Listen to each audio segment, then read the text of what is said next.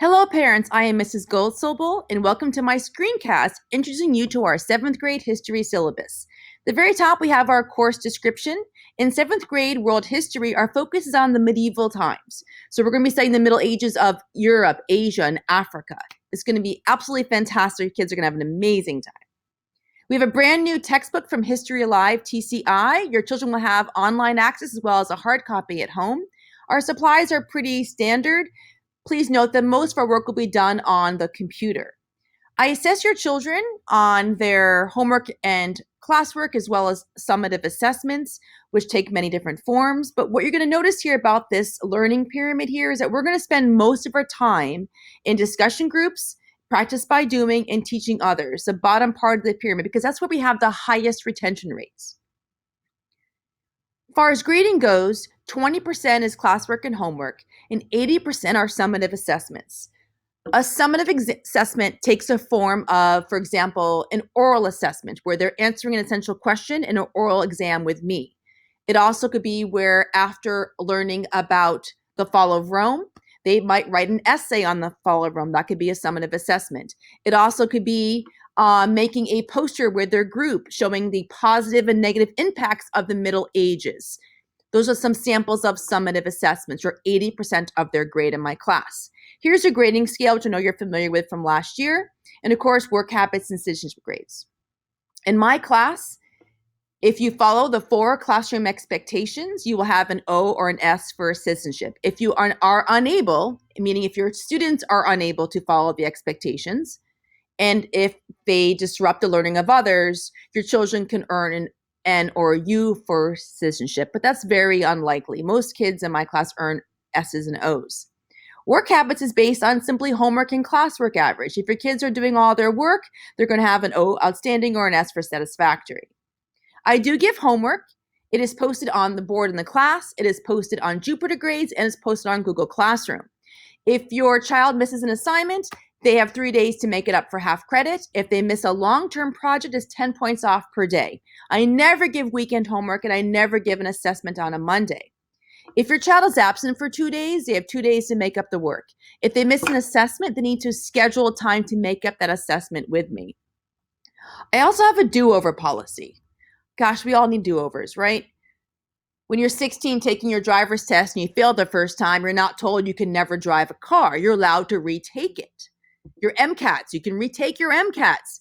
So at my history class, if you are not happy with an assessment or an assignment grade, you can redo it up to an 80% maximum grade. Usually you have about 1 week time period to redo the work. Jupyter Grades is our online grading system. Most of you are familiar with it from last year. It's where all of our grades are posted. It's where assignments are posted. It's where you can check to make sure you know what's going on in all of your child's classes. Jupyter Grades emails and automatically, and I email you through Jupyter Grades. So here's a little link for you. Please click on this.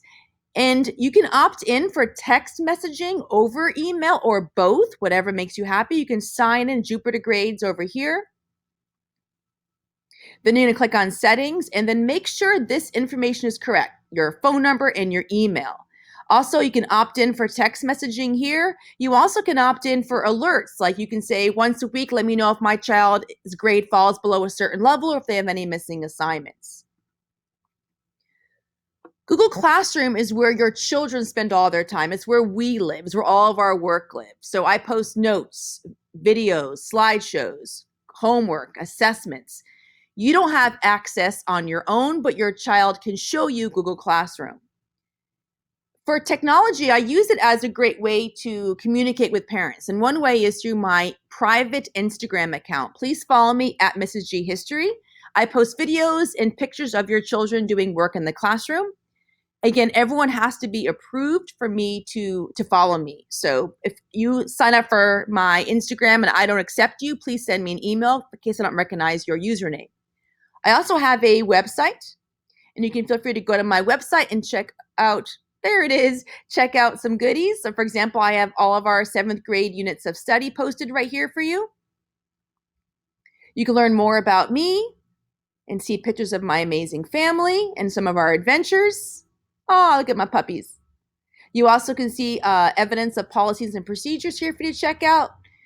We also have, of course, the 7th grade outdoor education trip for you guys. Here's some pictures of prior trips, and I'll be posting all the forms here for you for the El Capitan trip coming up in April.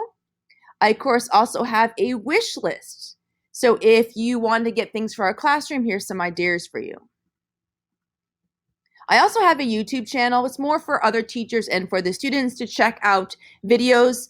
I have playlists of cool things the kids can look at. So for example, if we're learning about the age of exploration, they can click on this and they can see, of course, all the videos that relate to the age of exploration that I have found. If you want to reach out to me, please do so. Email is the best way to contact me. If you want to call and leave a message, feel free to do so. We can meet anytime you want. Just schedule an appointment with me. You don't have to wait until our scheduled parent conference days. Last two things. One, I need you to sign off that you have read and accept the conditions of our history syllabus. Here's a Google form. Please put in your email address, your child's first and last name, your first and last name. Please select what period I have your child. And then, of course, let me know you've read and agree to the terms. And then if I can post your child's picture on our private Instagram or my website. And then here, anything you want me to know about your child to help me be better at my job, please let me know. Then submit that. Lastly, I'm not going to see you probably until back to school night, so I thought we could have a virtual conversation. Flipgrid is an amazing tool that allows us to make videos asking questions and answering questions. It is password sensitive, so when you sign up, you can just copy this password right here. It is cap sensitive. Click on the Flipgrid link right here, and you see I already have a video for you. When you want to make a video, you're going to hit the plus sign. Hi, and you're going to record your question. Like you might say, hey, Mrs. Goldsobel, I would like to know more about your summative assessments. You post your question, and then I'll respond back to you with a video as well. Once you're ready with your question, you have a 2-minute limit. Whatever it might be, you hit record. It records your question. You follow the directions as you kind of go through. You have to take a little picture of yourself and then post your name. And that's it. And then it'll show up here with all the other videos like you see mine here. You can click on other parents' videos and listen to their questions, listen to my answers to their questions. It's a great way for us to kind of see each other before back to school night and kind of personalize the experience. Thank you so much for listening, for reading our syllabus, for maybe asking a question in our Flipgrid, and of course for filling out the Google form so I know you've read and understand the syllabus. I can't wait to see you at back to school night. It's going to be an amazing year. Thank you so much.